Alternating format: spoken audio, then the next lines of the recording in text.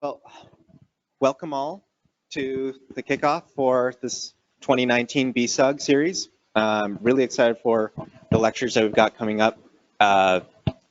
We've got lunch. This is courtesy of Idaho Power, so thank you guys for sponsoring this. We've got a good technical detail today on modeling with Ruby scripts. We've got Eric Ringgold here, and he's a senior engineer at KW who's got 8 years of experience developing sophisticated energy models. And he's done projects of all sizes. It looked like airports, commercial, labs, healthcare, kind of everything in between. And he gets to share his passion today about developing custom scripted workflows to quickly and accurately detail building energy models. So looking forward to that. Looking ahead to next month, we've got Jake Dunn coming in. He'll be back. He's an IDL alumni talking about Project Stasio. Then we've got an update on Sensor Suitcase happening in May. And for everyone that's here in person, so I know we've got mostly online attendees today, but for everyone in person, there's an evaluation form if you wouldn't mind filling that out, as well as topics that you want to hear more of as we plan our fall sessions. And do fill out on the back of the little raffle ticket your name and contact info, either email or phone number, because while we'll have a raffle today for a couple prizes, we've got a Wi-Fi plug and a motion detecting light, just fun little energy efficiency gadgets. We'll have like a big prize at our last lecture. So your names, the more sessions you come to, the more times the tickets get dropped into the little Vandal cup, and you'll have a chance at the big prize at the end of the year, whatever that might be. So that's enough kind of front matter. I'm really excited today to have Eric. He's been a great member within the simulation community here in Boise, as well as ASHRAE. Are you the YEA chair right now in that? So yeah, so thanks for stepping up today, sharing some of your workflow with us so we can all do better. Great. Thank you. Thanks, Damon. So yeah, like Damon said, we're talking about OpenStudio scripting. So meant this for people that use OpenStudio, familiar with modeling in OpenStudio/Energy Plus, but who might not have gotten into the coding part of OpenStudio yet. And so that's what I wanted to talk about, try to demystify some of what's behind that, as well as sort of just get over the learning curve a little bit on reading documentation, so that you can feel confident going into some scripting tasks with OpenStudio. So for objectives, going to start out with a quick why are we doing this? Then a really quick introduction to Ruby. I just wanted to show you enough to see that it's not that hard. It's a really sensical scripting language, at least in my opinion. And then getting into the OpenStudio SDK, what it is, how to get it, key features, not Q features, and a quick demo of workflow that I use, and some files, again, to get you started that are available. So for why, I really like using Ruby and the OpenStudio SDK for model creation and editing and auditing. And what I mean by auditing is getting information out of models, and to do that rapidly and consistently. I like it because it lets the computer do the tedious part of energy modeling. If you guys are modelers or have been doing it for a while, you know that a lot of it is data entry. That's a lot of repeated stuff. And so writing a quick looped routine that will set all of parameters that you want to really quickly is super powerful. I use it to build sort of custom tools for workflows, so I can integrate my modeling work with other tools that we use, and because the GUI is slow. Again, if you have a large, complicated model, trying to do a lot of stuff in the GUI will really sort of drag you down. So really quick on Ruby, it's a dynamic, interpretive, reflective, object-oriented, general-purpose programming language. The key part of that is object-oriented. What this means is everything in Ruby is an object or an instance of the class. Classes, objects have attributes or data associated with them. Methods, which are basically, think it's functions, actions that can be done on those objects, and inheritance, which is a relationship, so that certain classes will inherit functions or methods and data from parent classes, and then pass those on to child classes. Really quick on interpretive, just means there's no compiler that you have to worry about. Reflective, it can modify its own structure. There's a whole like meta programming bit of Ruby that's pretty cool and kind of cerebral, but we're not going to cover that. And then general purpose, you just use it for many things. Some useful data classes and data types.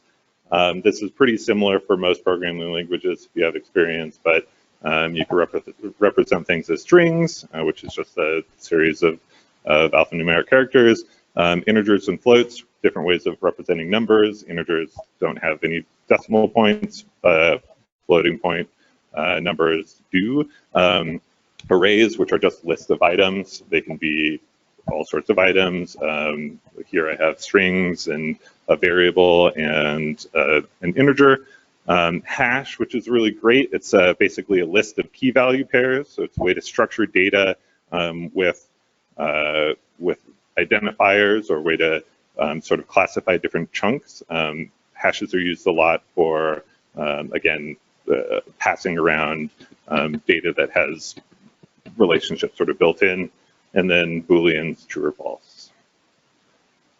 Conditionals in Ruby are super easy. You have things like if-else, if conditional, then something, else conditional, then something. Case when is used kind of a lot, where you have a case conditional, and then the when statement compares that to something else, and then executes the code. So this is basically very simple conditional statements. We can get into loops, where you have while loops, represented as either the top one, while conditional, do code, or you can sort of change those around to represent it as like code while conditional, etc. Same thing with until loops and unless loops. So different ways of sort of working through different statements in Ruby. I'm going to run through this stuff really fast because I just wanted to give a clear picture of how simple it can be. Iterators are very powerful. If you have a collection, such as an array or a hash, you can use the .each method, .each do, and then put the variable in the vertical pipes to cycle through each instance of that collection. So instead of, in other languages, you might have to say like for each value in this collection, do blah, blah, blah. This is just a really quick way of cycling through a collection by .each do. You'll see this a lot, and when we get to the demo, I'll point out another instance of that. So again, it's an array. Array each do I, puts I, will just list the values in the array. For something like a hash, there are different varieties of the iterator. You can do each key, which will just cycle through the keys in the hash, each value, cycle through the values, or each, and then put the key comma value in the pipes, and that will cycle through both the key and the values successfully. Some useful libraries when doing modeling. CSV is a really great general purpose data exchange format. You can get CSVs out of Excel or a text file or anything. So CSV is an additional Ruby library. It's included in the standard installation. You just have to require it, and then you can load up a file with the CSV for each, and then print out the lines. Each row comes in as an array, and you can do stuff with that. I've really been using this Win32 OLE, which is, accesses the Windows object linking and embedding environment. And this is really great because it gets you access to Excel.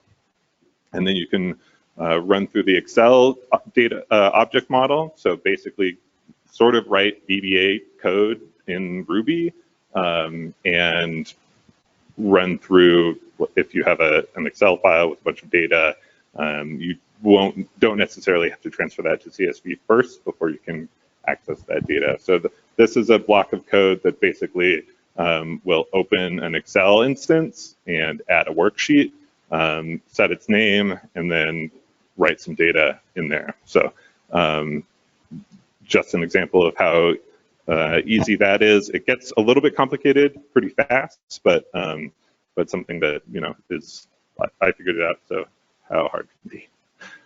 All right, so let's get into OpenStudio. That was a really quick run through on Ruby. You saw I had some links to some tutorials. There's a ton of information about Ruby out there. So if you're interested, it's very easy to get up to speed. Now, OpenStudio, the software development kit, is a little bit more obscure. There's like less of it online. The development team has done a pretty good job of documenting the object model and the whole idea behind the software development kit, and but that still is a little bit opaque. So this section, I'm going to try to clear that up a little bit and show you how to read through what's out there on figuring out how to navigate through the OpenStudio software development kit. So first, we'll start with the model. The OpenStudio model is just a hierarchical, object-oriented model of a partial or complete building that exists to support annual energy simulations. And then the SDK is a way of programmatically accessing Ruby model. They actually have written this not just in Ruby, but you have access points with C# and Python. Ruby is sort of the most well-supported access point to the SDK because that's how they've built the measure infrastructure. We'll talk about that more in a little in a sec. But if you're more familiar with C# or Python, they have additional entry points through those languages as well. So first, getting the OpenStudio SDK, getting access to it, starts with figuring out what version of Ruby you need. The OpenStudio version compatibility matrix is the way to find that out. And then you can just go to rubyinstaller.org and download that version. You'll need to connect the Ruby installation to your computer by setting the path environment variable. This just means that when you load up a terminal and call Ruby onto it, it knows that it runs Ruby from this location. Then you need to link OpenStudio to the Ruby application. You do this by setting a text file, calling it OpenStudio.rb, putting this require statement, and saving it in this location in the Ruby installation.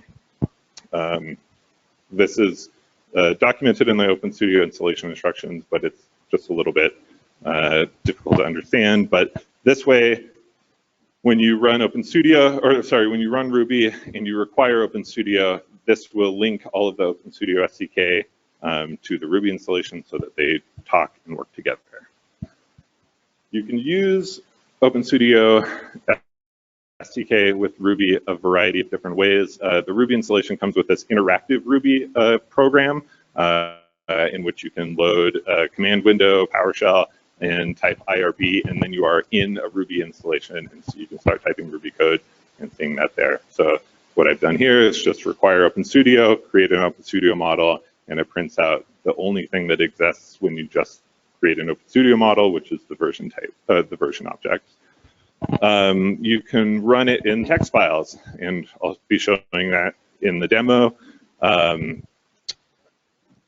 Ruby just operates off .rb files, and you can run them into terminal. And again, all you have to do is put a statement that says require OpenStudio, and then you're working in all the OpenStudio SDK classes and methods and functionality. And then you have Measures, which is the framework that OpenStudio has developed for running code on OpenStudio models. So you might be more familiar with this from the BCL library or other training sessions, but basically what you do when you create a new measure is you're creating this bunch of files, one of which is the measure.rb file, that it's structured in a way that the OpenStudio application knows that you're running a piece of code, that it gets arguments from the OpenStudio model, and then runs scripts based on that. So this is sort of the more formal way of accessing the OpenStudio SDK. Doing it through the text file or the IRB editor is a little bit quicker, but a little bit messier. You can mess up your model if you're not careful. That's why saving is important. Measures are great if you have something that you want to do over and over again that's a consistent sort of alteration or editing of a model. You can sort of formalize your scripts in Ruby measures, and then it's easy to deploy them and then work with the various OpenStudio applications. All right, so now this next section, we're going to talk about the reference material for OpenStudio SDK, because I feel like this is a sort of a major hurdle to people understanding and really grokking like the use of the SDK. So there's a website, I have it linked in my documentation, but pull it up, you get this page. If you click on model in the current release, that's where you get to all the good stuff on the OpenStudio model documentation. And then from there, you can search for classes that you are interested in doing stuff to. So in this case, we're going to look at the space class, and then come up to this page, the space class reference, which has a list of functions, which are methods that you can use to call on an instance of a space class to do various things. So I've highlighted some of the class methods that are available in here, and then the part in parentheses after the class method is the method input argument. So if I had a space object and I wanted to set as part of the floor area, I would have to provide a Boolean argument for whether it's part of the floor area or not, so true or false. And then the values on the left side are the return types, so what the methods will return if you call them. So on space type, it'll return an optional space type argument. We'll talk about optionals in a second. But so that's how you know that if you have a space, you call space type on it, you're going to get an instance of the space type class back. And then if you click on the little box with the arrow, you'll see a diagram of the class inheritance. Again, with an object-oriented programming structure, classes can have inheritance, and this will just show you that an instance of the space class inherits measures from planar surface group, which inherits from the parent object class up to model object, and is just a way that if you, and so all of the methods that apply to model object, you can call on an instance of the space class, and they will work. Clicking the button up at the top that says list all members will show all of those inherited methods, and so this is the list of methods that you can run on an instance on a space class object, and then what the inheriting class for those methods, where they come from, basically. So you can see that building transformation is a method that inherits from the planar surface group class.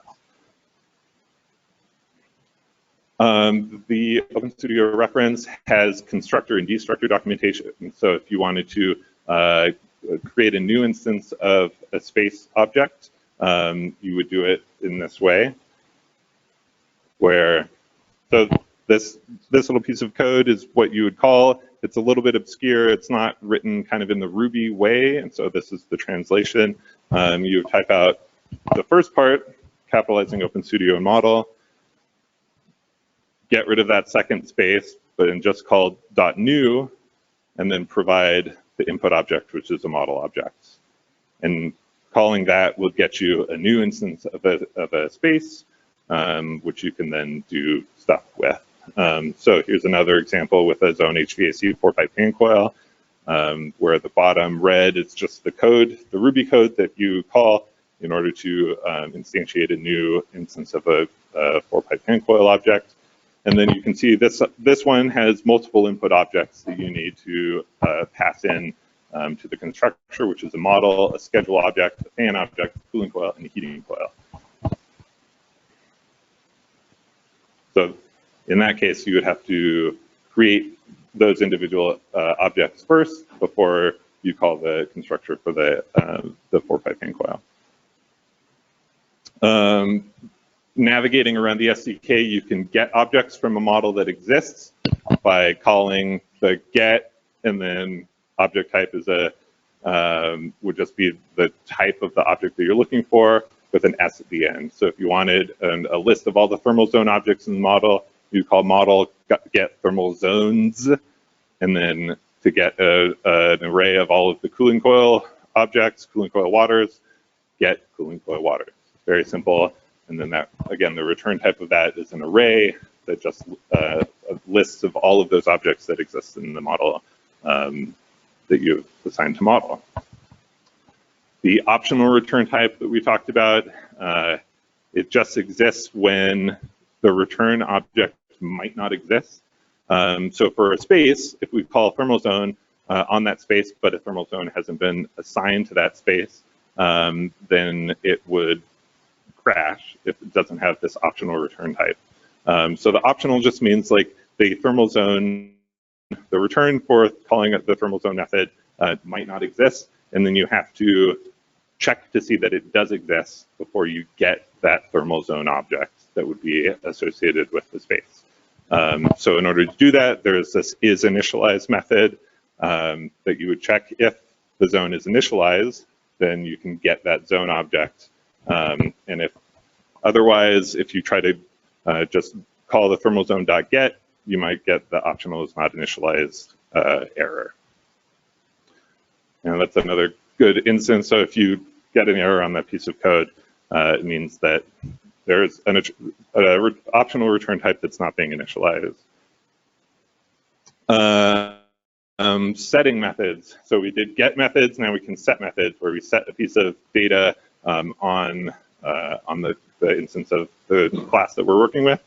So again, for space, they have the method set part of total floor area. Again, we provide the Boolean for whether it's part of the total floor area or not. And in Ruby, that just looks like that. So casting is another thing. We talked about inheritance, and a lot of times you'll see that the return types are sort of a parent object of the actual type that you want. So for an air loop HVAC, there's a method to return the supply fan, but it doesn't give us a fan object, it gives us an optional HVAC component, which is not the fan object, it's a parent of the fan object that we want. So if I wanted to set the flow rate for that fan, I have access to the flow rate method because all I have, well, after I checked if it's initialized, is an HVAC component object, which doesn't have that method. So we have to cast that. Again, we have the HVAC component. We want to turn it into the fan variable volume so that we can set our flow rate.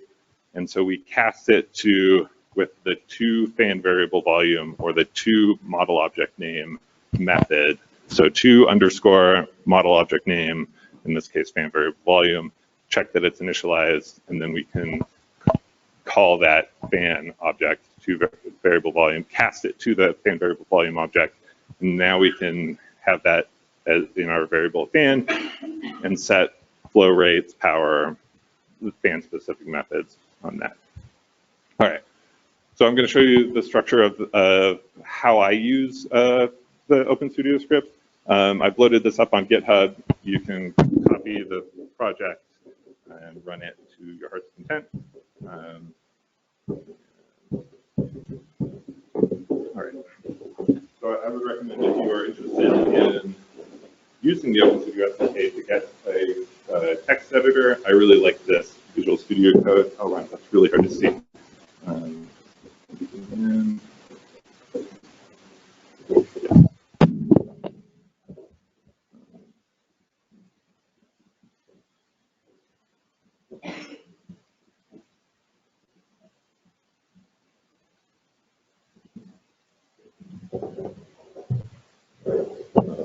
Maybe that's better. So basically what I have here and how I use this is I have a setup.rb file in which I define the OSM name that I want to work on and then the path to that OSM name. So I just have these as strings, and they're put into what's called instance variables, which are just variables with that @ symbol in front.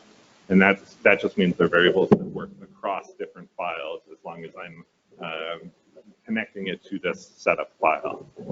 I have a script template, which at the top, which I'll just copy into any new script that I want. So this has the bits of code that will load up a model into the variable model, and then I can start working on it.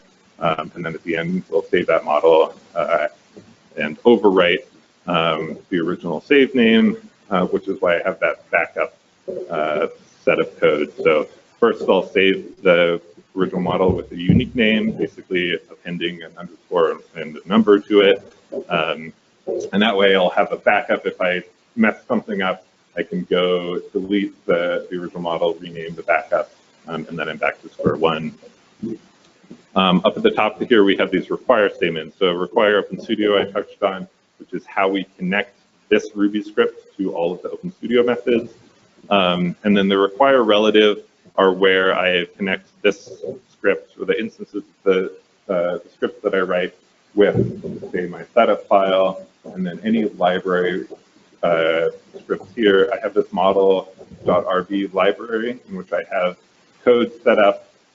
This is where it lives that just has custom sort of methods that I've written or that I've acquired from various places, like I'm at ours, to do things like load a model, to save a unique name, and then save the model.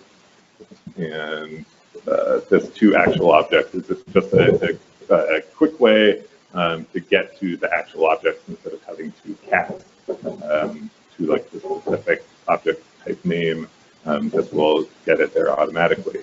A couple things to note here is I'm working in this what's called a module that I've called model file where the load model and unique name methods live.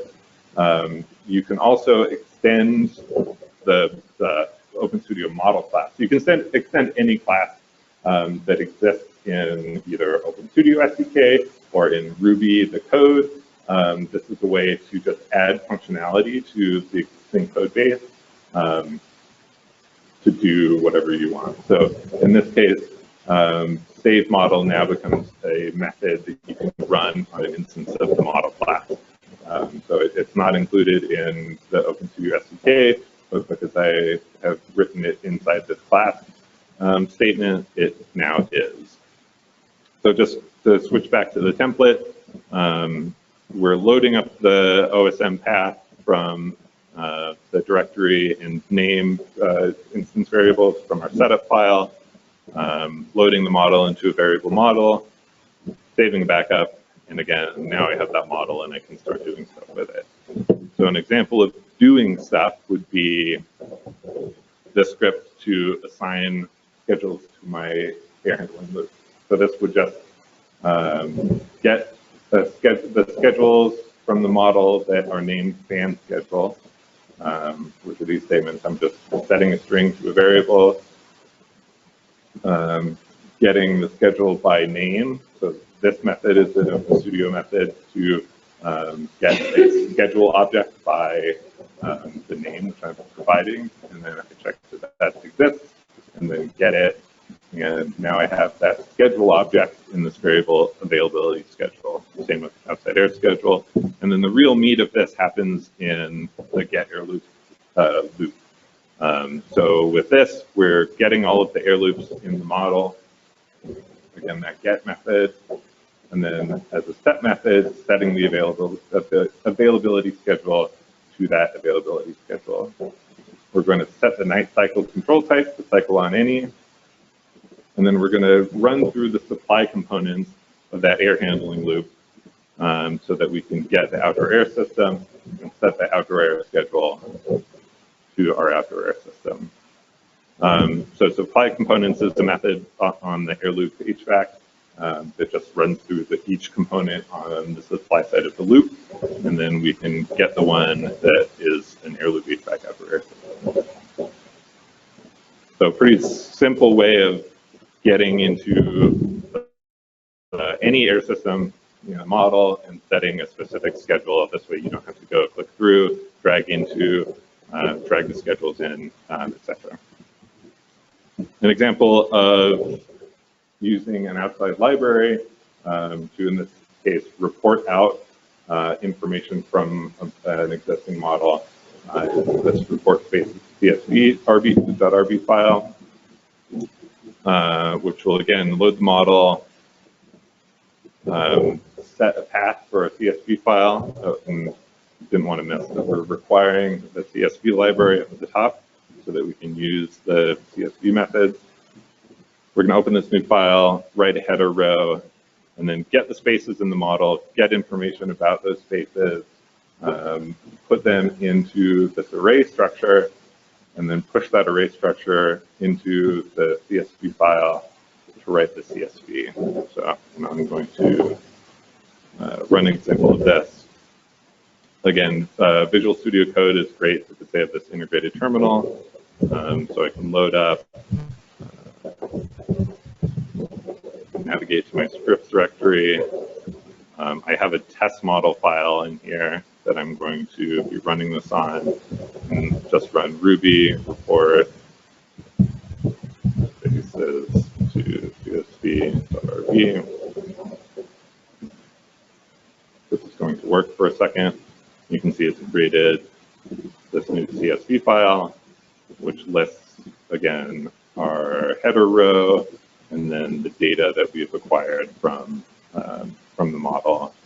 In this case, space names, areas, LPDs, equipment power density. So again, quick way to get data out of the model. I don't have an example of doing it the other way, but it would just be a simple matter of loading up the CSV, running through each of these rows, and then putting the right value into the right set method in the OpenStudio model. Similarly, I can run an example of to show that this works, and for that I'll show you the before and after.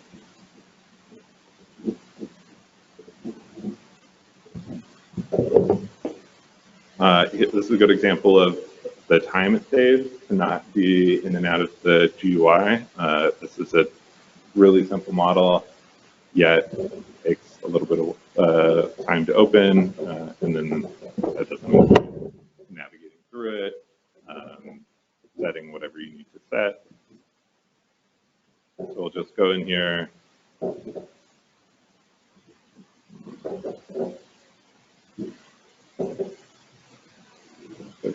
I'm really waiting through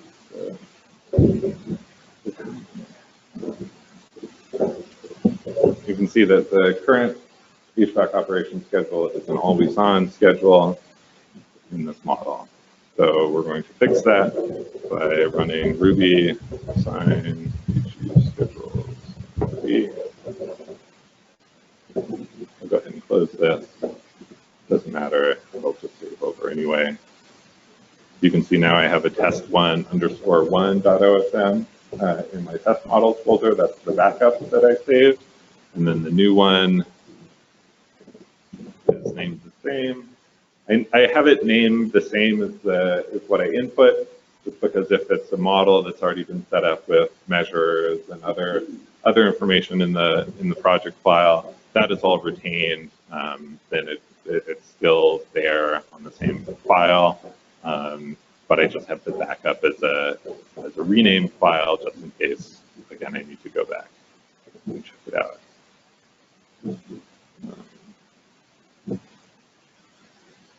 So again, we'll navigate to the air loops in question.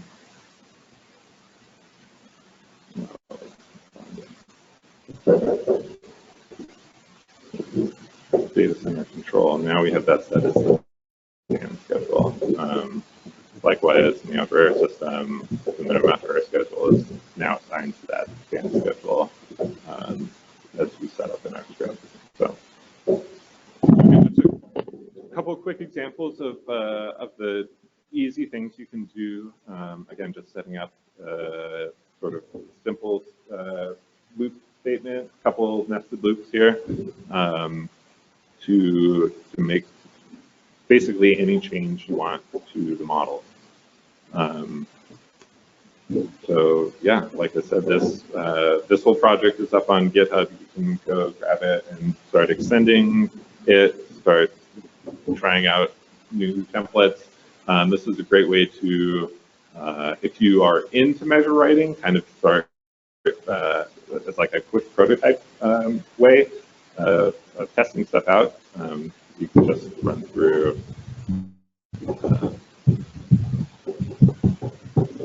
Now we're looking at each space object. But,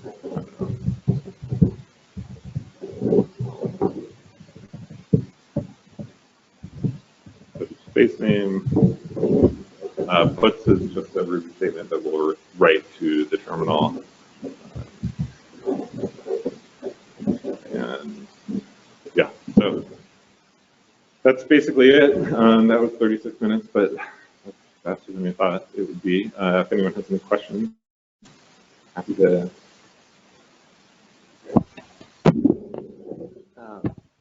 For the folks online, you can go ahead and you'll be muted, but you can type them in, and Dylan will be able to read them out. And for people in the room, I'll just pass this mic around so that we have the recording online, since this is certainly something that I'm going to go back and reference online for that documentation, as long as that's all right with you, Eric. We'll just put it on our YouTube site. So yeah, in the GitHub folder. Awesome, awesome. For the people in the room, also don't forget to fill out the raffle tickets now, if you wouldn't mind, so we can drop them in the cup and have the drawing. One quick question that I personally had, since I'm holding the mic, I get to monopolize it momentarily.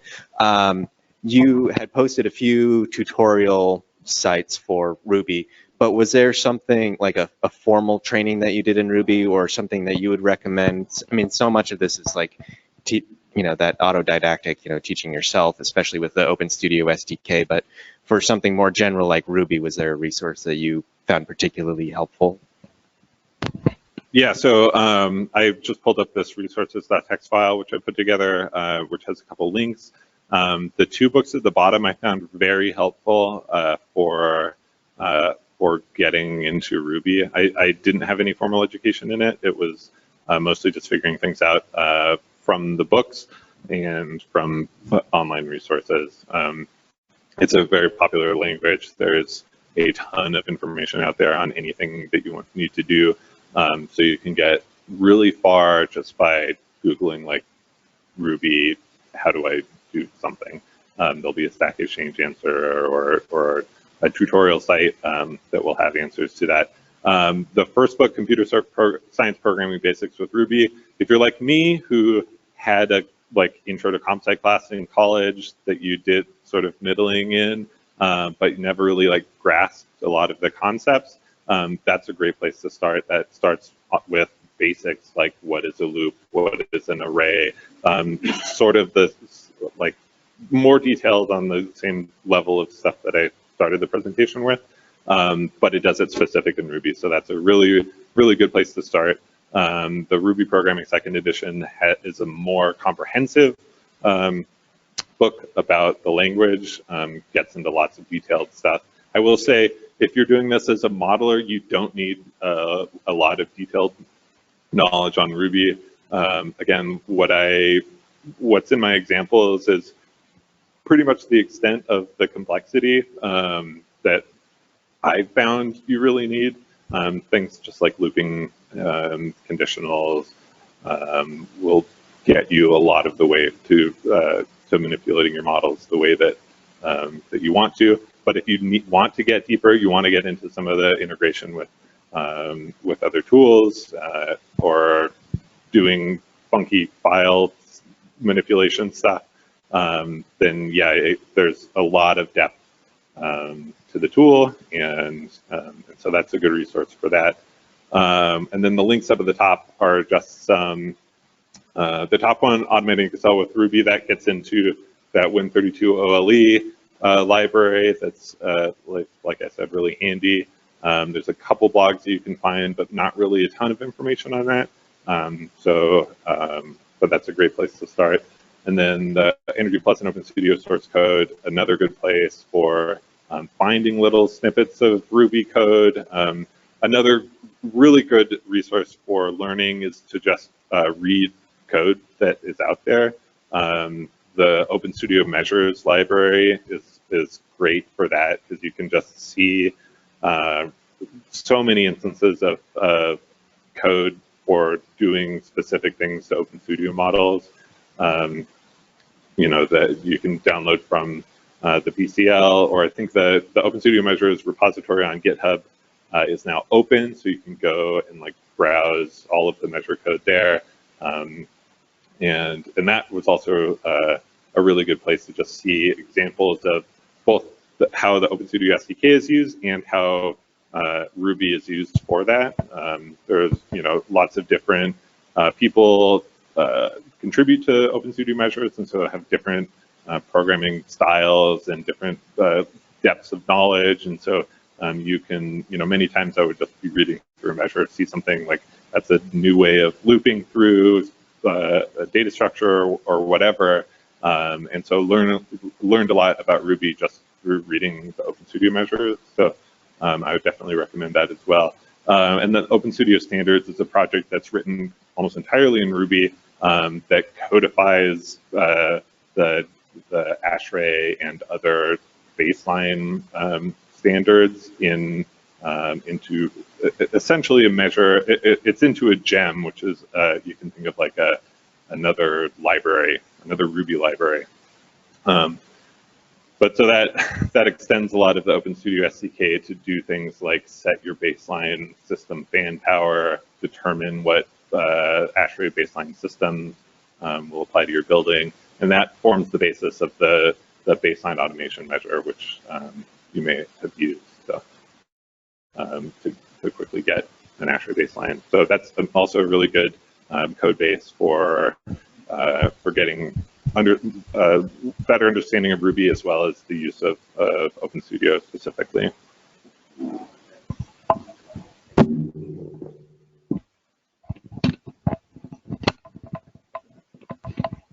Kind of a specific question relative to the example you gave. If you're always changing the same schedule, do you go into OpenStudio interface, make that schedule, and then go back and apply it with the Ruby script, or do you have a database of schedules that you're choosing from? That's a good question. So you could do that many ways.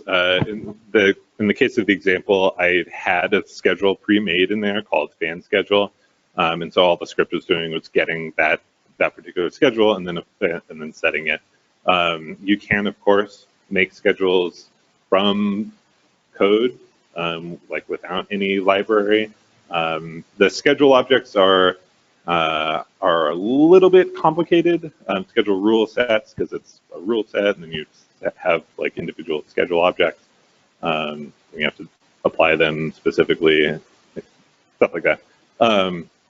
But OpenStudio also has the ability to load libraries of any model, and you can do the same thing in the code. So my load model function here, wouldn't necessarily have to be the model that I want to bring stuff in. I could load up a second model of, say, a library of schedules, grab the schedule from that model, and then just assign it.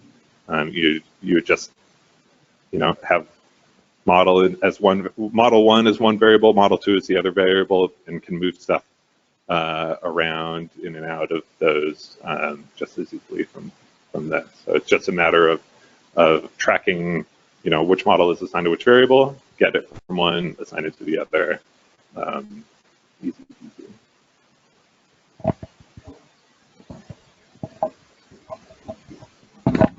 You gave some examples of using Ruby measures to do what you otherwise would have had to do by brute force, repeated tedious data entry. Have you written measures that where the main objective was to do something that you just outright couldn't do in the OpenStudio interface? Yeah, absolutely. They've done a pretty good job of exposing a lot of the inputs in the GUI, but not everything. And so yeah, definitely the SDK has capabilities that would either be hard or sometimes impossible to set with the application. I'm thinking, I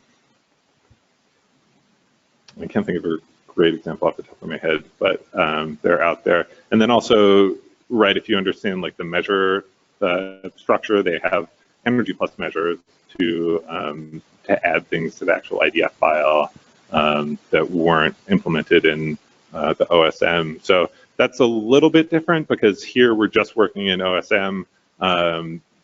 With the SDK, you can access an IDF. You can load up an IDF file just in a similar way to an OSM, and then be working in basically like the energy plus measure format, where instead of having specific method names, you're kind of getting the strings, like each sort of input line of that IDF, like getting that value and setting different values. So it's a little bit harder to work with, but yeah, that's definitely a plus with working in the SDK is you have full access to anything in the OpenStudio data model and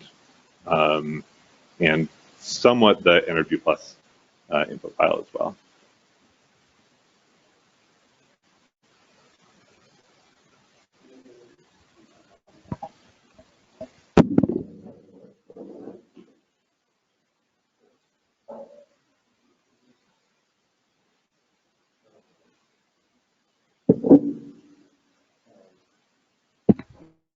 One thing I should have mentioned at the beginning, in addition to the work that Eric has shown here and posting the GitHub site, just thank you for sharing your knowledge and experience, particularly also on unmet hours, because I am on that site a lot, and your name comes up a lot. You spend a lot of time helping out other modelers in very technical ways and really advancing this. So thank you for that work, and thank you today for your lecture.